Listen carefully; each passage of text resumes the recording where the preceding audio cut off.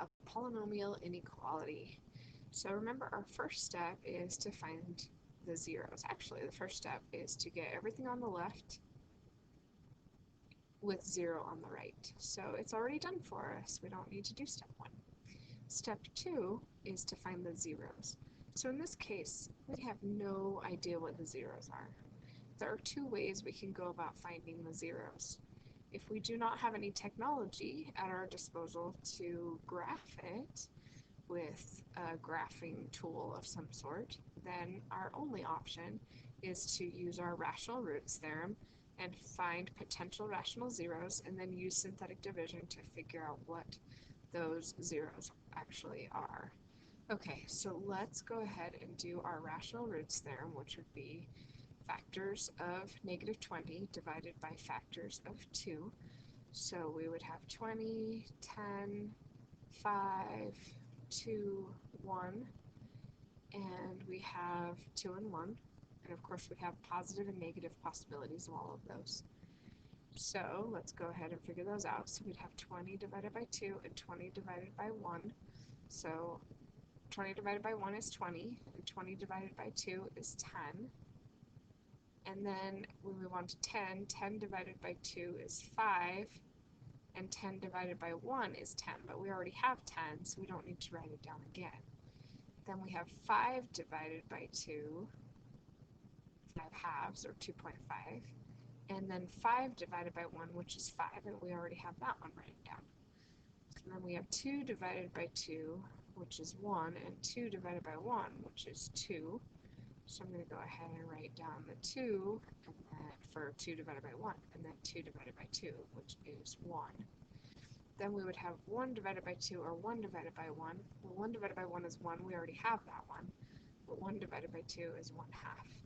So this narrows this down to 1, 2, 3, 4, 5, 6, 7, plus or minus, so 14 possibilities. And of course, if you are short on time, then finding those actual rational zeros could be a challenge.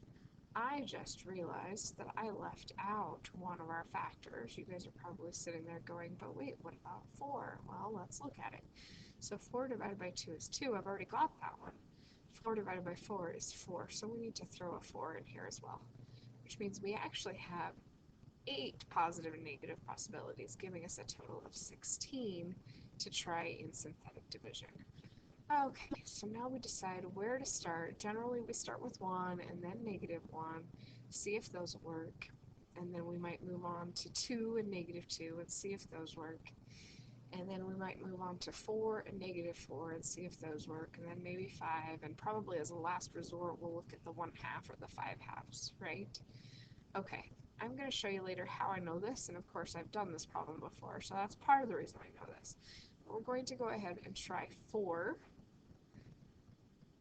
So we have our coefficients 2, negative 19, 49, negative 20, and bring down the 2, and the 8, the negative 11, and the negative 44, and 5, and 5 times 4 is 20, and 0. That worked beautifully. Okay, so then I could try 4 again and see if it's repeated, but it's not. So then let's go ahead and try something else. How about 5? I'm trying 5 simply because I know it will work because I've seen the answer. But you could try whatever and figure out what things work and what things don't work. So bring down the 2. 2 times 5 is 10. Negative 1 and 10, or negative 11 and 10 is negative 1. Negative 5. Oh, look, it did work. And that left us with 2x minus 1. And so our last 0 is x equals positive 1 half. We didn't even have to do synthetic division with fractions to figure that out.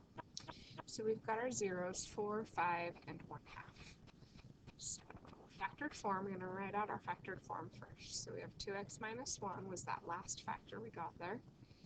And then our 2 other factors from the zeros would have been x minus 4 and x minus 5. So theoretically, if we factored that all correctly, we would multiply these all back together and get this same polynomial back again. If you hadn't ended up with this factoring, you just knew that 1 half was a 0, you might have thought that your factor to go with that 0 would just be x minus 1/2.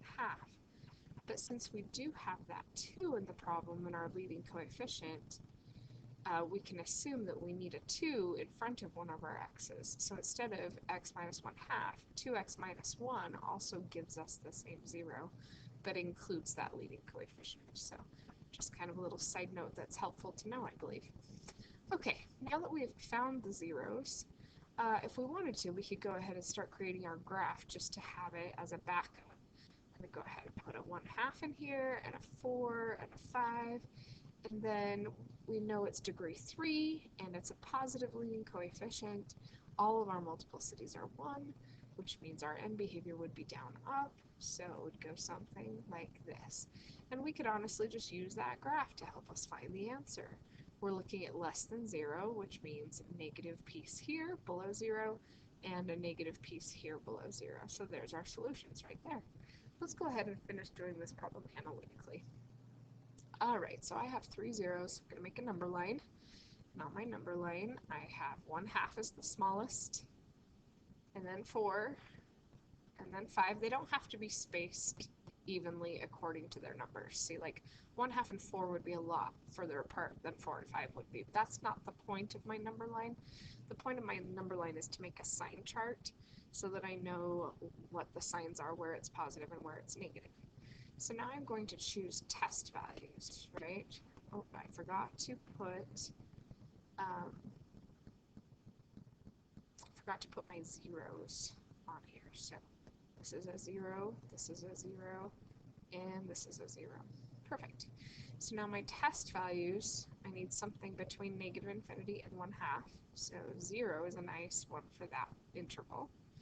Then I need something from 1/2 to 4. I could use 1 or 2 or 3 or any number of fractions that fall in there. I feel like the smaller the better though, so I'm going to go ahead and use 1. And then in this interval here, I have no choice but to use a fraction or a decimal. So I'm going to use 4.5. And then in this interval, I can just simply go up to 6. I wish I'd made my arrow a little longer, but I think we get the idea. All right, let's go ahead and test each of those values in the factored form of our equation. So here we go. Let's do 0. So I'm going to go 2 times 0 minus 1, which is negative 1. And I'm going to go 0 minus 4, which is negative 4. And I'm going to go 0 minus 5, which is negative 5. And if we multiply 3 negative numbers together, we don't even care what that answer is, even though it is negative 20. All we care about is the fact that that answer is negative. And the reason that's what we care about is all we're looking for is where the values are negative or positive, because the solutions are going to be where the y values are negative, and excluded will be the values where y is positive. Okay, so that's just for our first test value. I'm going to put a minus on my little sign chart so that I know it's negative there. Okay, you know, I just realized I didn't really set this up nicely like I have the other problems. I'm going to go ahead and back up just a little and just set up my chart because I really like how that organizes things when I do it that way. Put this together, move this down. Okay, so here's what I didn't do that I really like to do because it keeps me organized. And that is to do an interval from negative infinity to 1/2. And we're not including zeros, so parenthesis. And then 1/2 to 4. And then 4 to 5. And finally 5 to infinity. So we chose those test values in there, 0, 1, 4.5, and 6. And then we went ahead and we plugged in 0.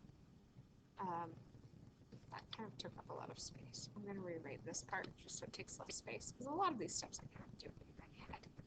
So if I plug a 0 into this purple factored form up here, I go 0 minus 1, that gives me negative 1, and then 0 minus 4 gives me a negative 4, and 0 minus 5 gives me negative 5, and together those multiply to get negative 20. Alright, next, let's look at this test value of 1. So let's plug that in. So 2 times 1 is 2, minus 1 is 1, and then 1 minus 4 is negative 3, and 1 minus 5 is negative 4. So I don't really care that this is 12. My 4 is really messy. Let's go back. Negative 3, negative 4. I don't really care that my answer is 12. I only care that it's positive. Alright, I'm going to go ahead and squish these a little bit, just for sake of organization and space. So, a little too. Okay, next one. So 4.5. Oh, well, we can plug that in. 2 times 4.5 minus 1. So that would be 9 minus 1, which is 8. And then 4.5 minus 4 would be 1/2. And then 4.4 minus 5 would be negative 1/2. So when we multiply all of that together, we would get a negative answer. Negative 2, right? It doesn't really matter that it's negative 2, it just matters that it's negative. That answer could have also been found by using synthetic division with 4.5. That would have led us to that answer. Then we can do 6. We do 6 by going 2 times 6 is 12, minus 1 is 11. And then 6 minus 4 is 2. And then 6 minus 5 is 1. So we get 22. And that is a positive value. Again, we could have found that value easily by using synthetic division or using the remainder theorem to plug it in. All right, we have our test intervals all done. Now we're just going to look at where our values are negative. So we have negative values in this interval, and we have negative values in this interval right here. That means that the solution to our inequality is the intervals negative infinity to 1/2 along with the interval 4 to 5. And that's it right there. Now, does that match up our graph?